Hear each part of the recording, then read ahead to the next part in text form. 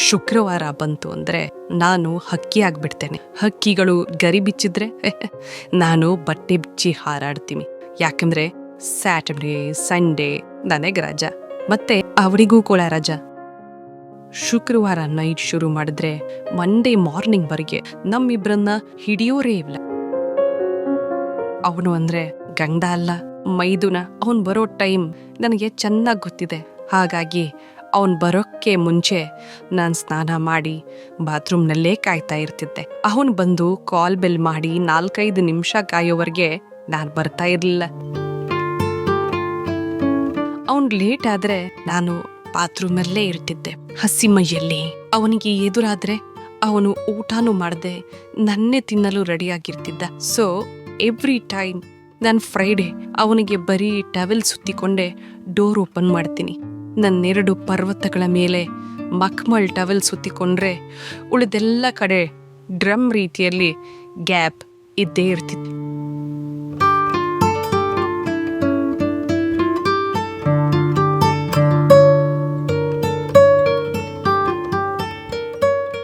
ಇವತ್ತು ಕೂಡ ಡಿಂಗ್ ಡಾಂಗ್, ಅರೆ ನೋಡಿ ಬಂದೇ ಬಿಟ್ಟ ಮೈದುರ.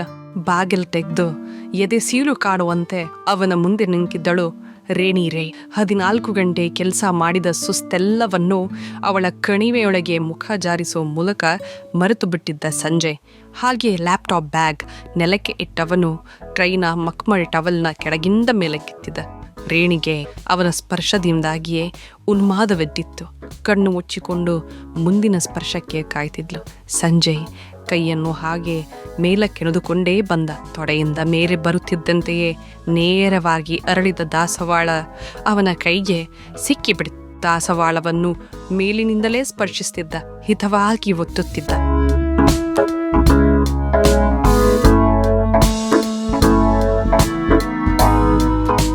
ಅವನ ಬೆರಳಿನ ಆಟಕ್ಕೆ ಅದು ಮತ್ತಷ್ಟು ಅರಳತೊರಗಿತ್ತು. ಈ ಆಟಕ್ಕಾಗಿಯೇ ರೇಣಿ ಪ್ರತಿ ಶುಕ್ರವಾರ ರಾತ್ರಿ ಕಾಯ್ತಿದ್ದದ್ದು. ಅವಳು ಹಾಗೆಯೇ ಅವನ ಕೈಯನ್ನು ಗಟ್ಟಿಯಾಗಿ ಹಿಡಿದು ತಿರುಗಿದಳು.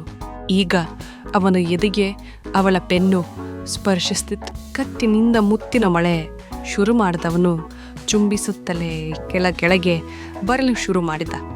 ಅವನು ಮಂಡಿ ಮೇಲೆ ಕುಳಿತು ಅವಳ ಪೆನ್ನ ಕೆಳಭಾಗಕ್ಕೆ ಮುತ್ತಿಕ್ಕಲು ಶುರು ಮಾಡಿದ. ಅನಾಯಾಸವಾಗಿ ಅವನ ನಾಲಿಗೆ ಬೆನ್ನ ಬುಡವನ್ನು ನೆಕ್ಕಲು ಶುರು ಮಾಡಿತ್ತು.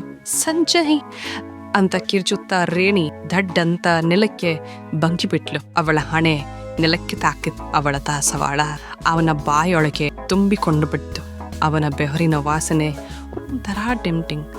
ಆ ವಾಸನೆ ಅಂದರೆ ಅವಳಿಗೆ ತುಂಬ ಇಷ್ಟ. ಅದಕ್ಕೆ ಅವನು ಡ್ಯೂಟಿಯಿಂದ ಬರ್ತಿದ್ದಂತೆಯೇ ಫ್ರೆಶ್ ಆಗೋಕ್ಕೂ ಬಿಡದೆ ಒಂದು ರೌಂಡ್ ಮುಗಿಸ್ಕೊಳ್ತಾರೆ.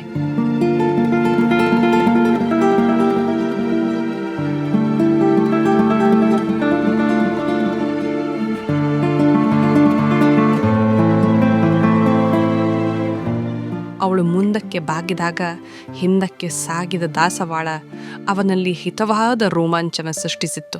ಅವನ ನಾಲಿಗೆಯ ವೇಗಕ್ಕೆ ದಾಸವಾಳದಿಂದ ಮಕರಂದ ಜಿನುಕಲು ಶುರುವಾಗಿತ್ತು.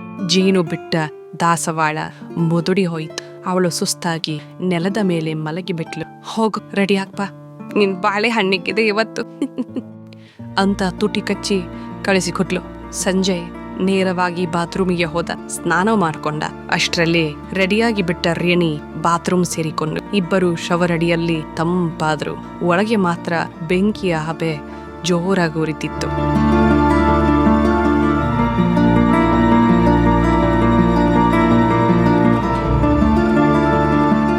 ಅವಳನ್ನು ಎತ್ತಿಕೊಂಡ ಸಂಜಯ್ ಬಾತ್ ಟಬ್ ಒಳಗೆ ಹಾಕಿಬಿಟ್ಟ.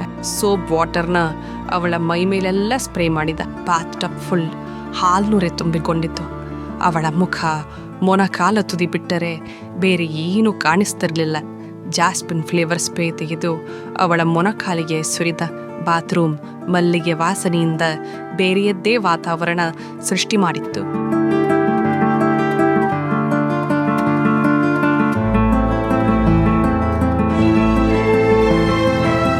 ಟಬ್ ಹಿಂದಕ್ಕೆ ಹೋಗಿ ಬಾಗಿ ಅವಳ ತುಟಿಗೆ ಮುತ್ತಿಟ್ಟ. ರೇಣಿ ಉನ್ಮಾದದಿಂದ ಮುಳುಗಿದಳು. ತುಟಿಯನ್ನು ಕಚ್ಚಿ ಅವಳು ರಸ ಬಿಟ್ಟು ಬಿಟ್ಟು ಅವನನ್ನು ತೃಪ್ತಿಪಡಿಸ್ತಿದ್ಲು. ಅವನ ತುಟಿಯನ್ನು ಕಚ್ಚಿ ಎಳೆದು ಬಾಯೊಳಗೆ ಹಾಕಿಕೊಂಡು ನಾಲಿಗೆಯಿಂದ ಅವನ ತುಟಿಯೊಳಗಿನ ಗೋಡೆಯನ್ನು ಉಜ್ಜಿದಳು. ಅವನು ಎದ್ದು ಕುಡಿದ. ಇವತ್ತ್ಯಾಕೋ ಸ್ವಲ್ಪ ಜಾಸ್ತಿ ಟೆಂಪ್ಟ್ ಆಗಿದ್ದ. ನಿಂತಲ್ಲೇ ಕೂತು ಬಿನಾರಾಗಿದ್ದ. ಅವನನ್ನು ಬರಸೆಳೆದ ರೇಣಿ ಬಾತ್ ಟಬ್ ಒಳಗೆ ಎಳೆದುಕೊಂಡು ಅವನು ನೇರವಾಗಿ ಅವಳ ಕತ್ತಿನ ಕೆಳಗೆ ಎದೆ ಮೇಲೆ ಸ್ಮೂತ್ ಆಗಿ ಕುಳಿತುಕೊಂಡ.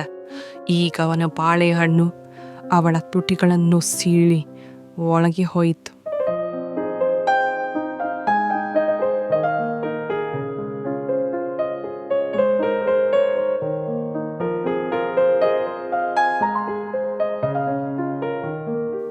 ನಿಮಿಷಕ್ಕೂ ಹೆಚ್ಚು ಹೊತ್ತು ತಬ್ಲ ಕಾಮ ಸಮುದ್ರದಲ್ಲಿ ಈಜಾಡಿ ಇಬ್ಬರು ಸುಸ್ತಾಗಿ ಬಿಟ್ರು.